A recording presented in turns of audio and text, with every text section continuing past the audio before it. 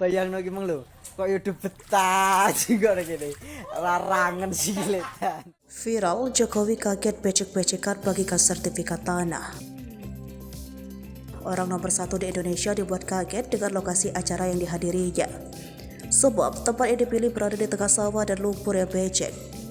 Seperti dikabarkan presiden.go.id, Jokowi membagikan sertifikat tanah di Desa Gabusan, Kecamatan Jati Blora, Jumat 10 Maret 2023. Pihak penyelenggara memilih pematang sawah becek sebagai acara untuk mengundang RI1.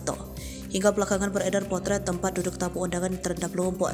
Lahan sawah siap tanam yang becek justru digunakan untuk mengundang Presiden RI.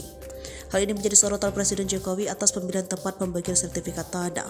Usut punya usut, pemilihan lokasi ini atas keinginan warga sendiri. Kini video rakyat setempat yang kesusahan mengangkat kursi hajatan dari pematang sawah viral di media sosial.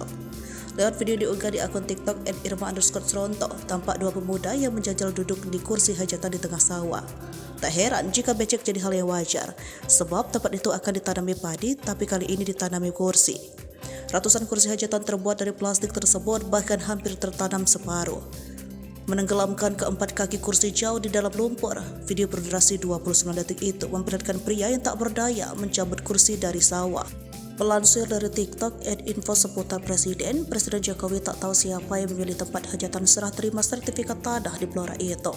Jokowi harus berbecek-becekan demi mengikuti acara tersebut.